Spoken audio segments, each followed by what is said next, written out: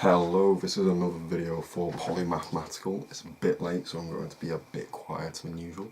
But this piece is going to be on crime in the UK and a story that was written by a police officer working out of the London Met. So this police officer just basically gives a description of how he's living through life as a officer in London. And it's pretty shocking, really. It's pretty downbeat, this story, I'll be completely honest. But hopefully we can assess why this officer feels this way, and I'm going to give a bit more background information on crime and policing in the UK at this moment, as of 2019. So this officer in the story, this is a story on The Guardian. It's called I'm a police officer in London and I no longer feel safe, or at least it's along those sort of lines. And he's basically given a description of why he doesn't really feel safe, because, well, part of that is because of massive underfunding of the police force in the UK. They've had 20,000 cuts to positions in just policing, and then the services around policing which can help keep the incidents that police will deal with, such as child services and juvenile services and mental health units as well, and I think also NHS services as well. So police may have to deal with more drunk and disorderly people. So their workload has increased massively, while they've also had massive worker cuts as well. So each man and woman and everybody working there is being stretched now. And it's disgraceful, really. And this is in a country where the population has grown as well. So since 2010 there are now 20,000 less officers on the streets, but they're dealing with a bigger population. In London right now, there is 10 police officers for every 250,000 people. That doesn't work. That's just not practical in the slightest. If that's cost efficient to the Conservatives, I beg them to show me the numbers on how that is cost efficient. Right now, crime is going up in the UK. In the year from 2017 to 2018, violent crime rose by 19% in England and Wales, I believe it was, or it might have just been England, but it's noticeable in everybody's little town or society, I think. And the fact, well, I mean, obviously not everybody's, obviously someone will be doing better than others, but I know it's noticeable in my town. Just a small example of how the police have lost control. It's not really anything that I have a problem with, but it just shows you how little there is police can do. I mean, a person could happily walk down the street with a joint. Doesn't make a fucking difference. Police aren't going to arrest anybody. People aren't going to say shit. The people don't care. I don't care. And I honestly think that weed should be legal at this point, because that's actually the more sensible thing to do. You're going to keep it out of a lot more kids' hands that way. It's much harder for a kid to get cigarettes than it is to get weed, I can guarantee you that. But if somebody's walking down the street with a joint in their hand, the police aren't going to arrest them, and that just shows you how little control they have. I can go a whole month without seeing a police officer in my area at all, and I don't know any fucking police officers. It's not like these police officers are involved in the community, and I don't blame them for that. I don't blame them for half a second. I blame the government and their massive underfunding of the service, and bringing it, as they've brought the NHS as well, and most other government services, down to its knees because they want to collapse it. Or, no, they don't want to collapse it, that's pushing it too far. With the NHS, I do believe they actually want to silently push towards privatisation, but with the police force it's more they don't care enough. It's just a bit of coldness, really. They don't care enough. The Conservatives do not care about the safety of the public. Otherwise, they would put money into the safety of the public. They would provide officers. They would provide investment into your safety. But no, they've cut it. And if anybody's saying, oh well, Jeremy Corbyn wouldn't fund that anyway, look into his manifesto. He has pledged more funding for that as well, and I think every other major party has as well. This, in my opinion, is just a critique of the Conservative Party and their abhorrent policies towards you as a citizen in the UK, for those who are watching from the UK, and it's just abhorrent.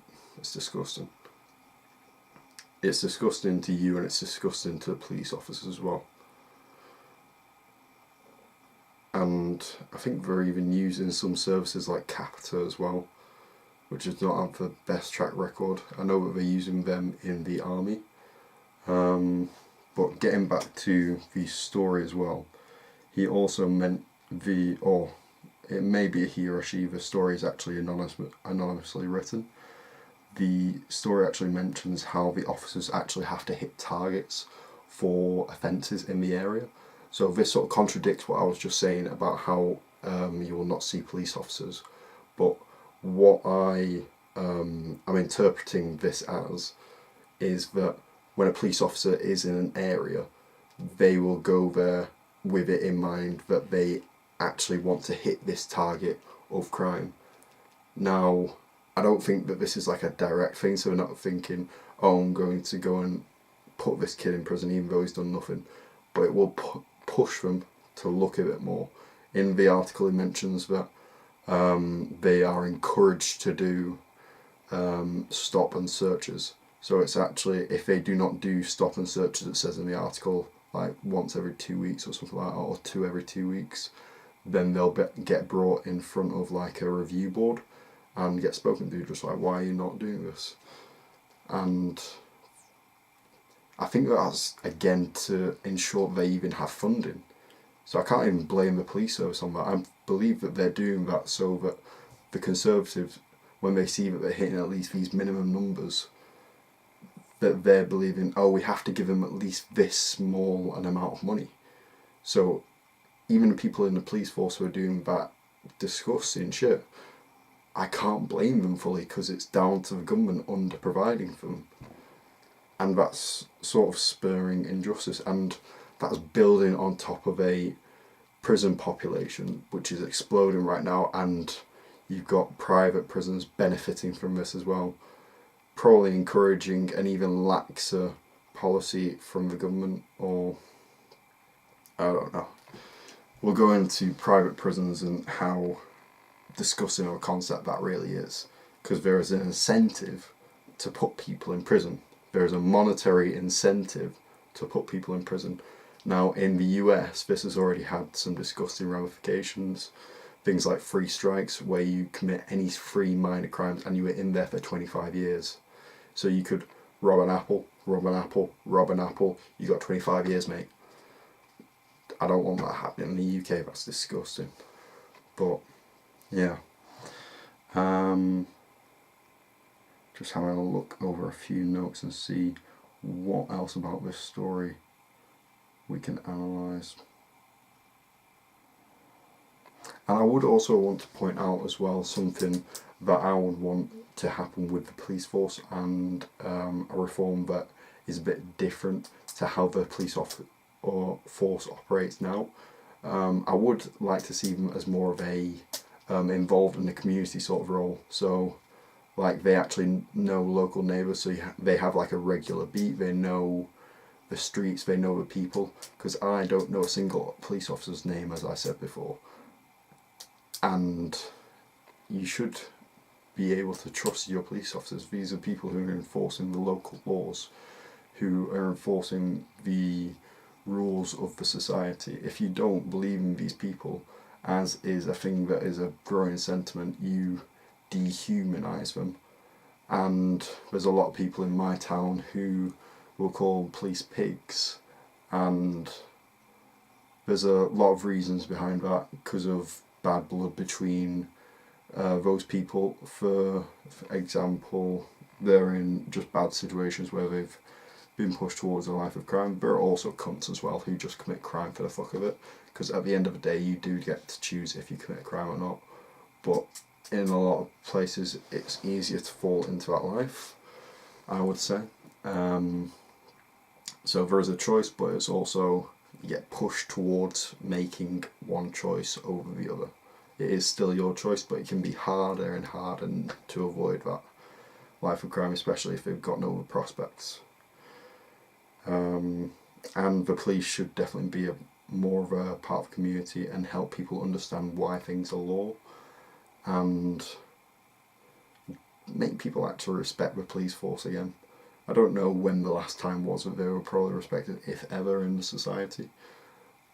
But if your police officer is your neighbour and is somebody that you actually respect in your community, maybe you might pay a bit more respect to police force as an overall, and feel a bit more respect for the law. And yeah, just a thought that I do have on the police force, and hopefully a reform or something along those lines that they might try and aim for. Yeah, thank you.